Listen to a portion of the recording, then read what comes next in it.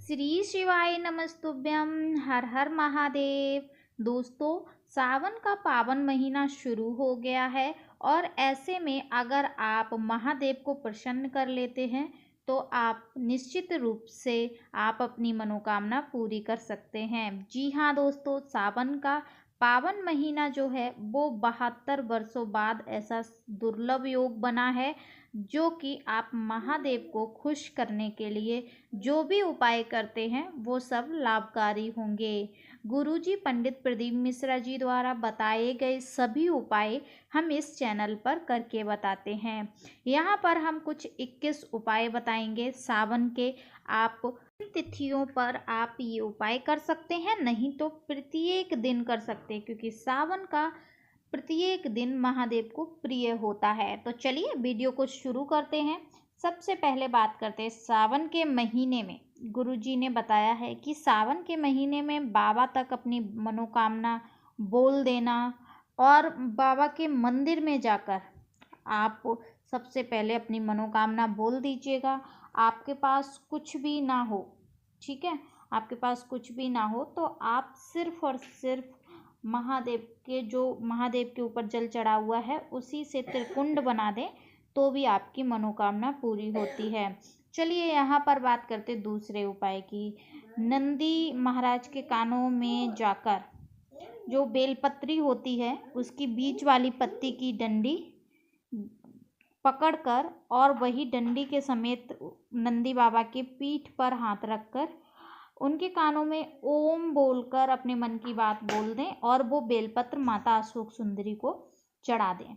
ठीक है, तो ये उपाय अगर आप करते हैं तो भी आपको मनोकामना पूर्ति आपकी जल्दी होती है। अब ये जो उपाय तीसरा उपाय है वो धन संपत्ति के लिए है। यहाँ पर आप 7 समीपत्र 11 21 जितने समीपत्र मिल जाएं उतने करने हैं और सावन की 10वीं को करना है ये विशेष उपाय। अगर आपके घर में धन संपदा की कमी पड़ रही है तो समीपत्र जो है वो शहद में डुबोकर महादेव को जल चढ़ाने के बाद आप समीपत्र से श्रृंगार कर दें। ठीक है, जितने भी समीपत्र हैं आपके पास 11 21 51 108 तो आप वो शहद में डुबोकर चिपका दें महादेव की पिंडी पर, तो भी आपको धन संपत्ति की जो भी है मनोकामना वो पूरी होगी। चलिए बात करते हैं। आप सावन के प्रतिदिन पार्थिव शिवलिंग बनाकर उसका विसर्जन कर सकते हैं पूजा अर्चना करने के बाद।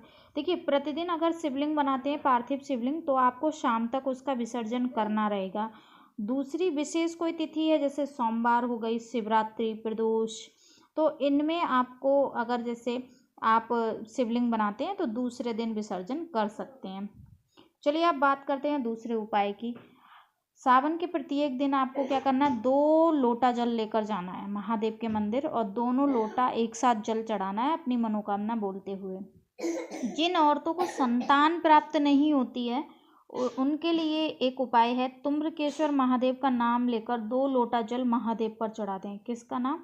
तुम्रकेश्वर महादेव का नाम लेकर, तुम्रका जी का नाम लेकर 2 लोटा जल चढ़ा दें तो आपकी मनोकामना पूरी होती है। चलिए अब बात करते हैं दूसरे उपाय की। सावन में सबसे पहली बार जब आप मंदिर जाएं, जैसे अभी सावन शुरू हो गया और 10 दिन निकल भी गए हैं, 11 दिन, तो आप मंदिर अगर जा रहे हैं तो ठीक है, नहीं जा रहे पहली बार जा रहे तो आपको क्या करना है, 1 लोटा जल लेकर जाना है और जब जल चढ़ाते हैं महादेव को बोलना, महादेव आप ही मेरे त्र्यंबकेश्वर हैं, आप ही मेरे काशी विश्वनाथ हैं, आप ही मेरे ये जो सोमनाथ हैं, सभी जो 12 ज्योतिर्लिंग हैं सभी आप ही हैं और मैं काशी नहीं जा पाई तो वो जो लोटा चढ़ा रहे हैं उसमें 5 बार काशी काशी काशी काशी काशी बोल दें और महादेव को अपने मन की बात बोल दें। गुरुजी ने अपनी जो हाल में कथा हुई थी कुबेरेश्वर धाम में तो उसमें 3 उपाय बताए थे, 3 नियम बताए थे अपनी ज़िंदगी में उतारने के लिए कि सावन के महीने में 2 लोटे जल चढ़ाना है। ठीक है, 2 लोटा लेकर जाना है, जल चढ़ाना है श्री शिवाय नमस्तुभ्यम करके और 108 कोई भी वस्तु 108 आपको लेनी है और महादेव को चढ़ानी है। साथ ही साथ 108 बार बेलपत्र वृक्ष के नीचे माला जपनी है।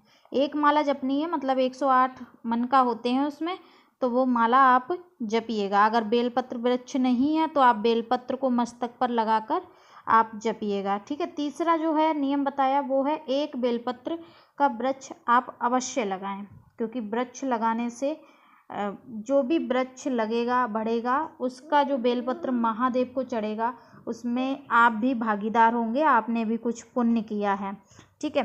चलिए अब बात करते हैं दूसरे उपाय की। यहाँ पर गुरुजी ने बताया है कि जल चढ़ाने की शुरुआत जो है एक विशेष तरीके से करनी है, जो कि बैसाख के महीने में भी बताया था और सावन के महीने में भी करते हैं तो भी आपको फल अवश्य मिलता है। जलाधारी से शुरू करके जलाधारी तक खत्म करने के बाद फिर से शुरुआत करके आपको जहाँ पर खड़े हैं वहाँ से चढ़ाकर द्विजेश्वर महादेव का नाम लेना है। किसका? द्विजेश्वर महादेव का नाम लेकर ये उपाय करना है। 7 दिन लगातार सावन में करते हैं तो आपकी निश्चित रूप से जो भी मनोकामना होती है वो पूरी हो जाती है।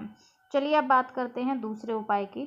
गुरुजी ने बताया है कि सावन के महीने में एक नियम बना लीजिए, 108 कोई भी सामग्री जैसे कि अक्षत हो गए, खड़े अक्षत मतलब खंडित नहीं होने चाहिए, बेलपत्र, कनेर के फूल, सफ़ेद फूल, 108 काले तिल, 108 काली मिर्च, 108 गेहूं के दाने, 108 मूंग के दाने, 108 जौ, 108 बेलपत्र, कोई भी चीज़ आप 108 अगर महादेव पर चढ़ाते हैं तो वो नियम बना लीजिए।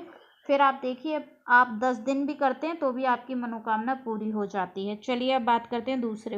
दोस्तों यहाँ पर बात करते हैं कि जो माता अशोक सुंदरी और शिवलिंग का जो स्थान होता है जहाँ पर हम पूजन कर रहे हैं वहाँ पर आप अगर कुछ भी नहीं है आपके पास तो स्पर्श मात्र करने से, अपनी हथेली रखने से 64 योगिनी का वास होता है तो भी आपकी सभी मनोकामना पूरी होती है। बाकी के जो उपाय हैं वो दूसरी वीडियो में बताएंगे।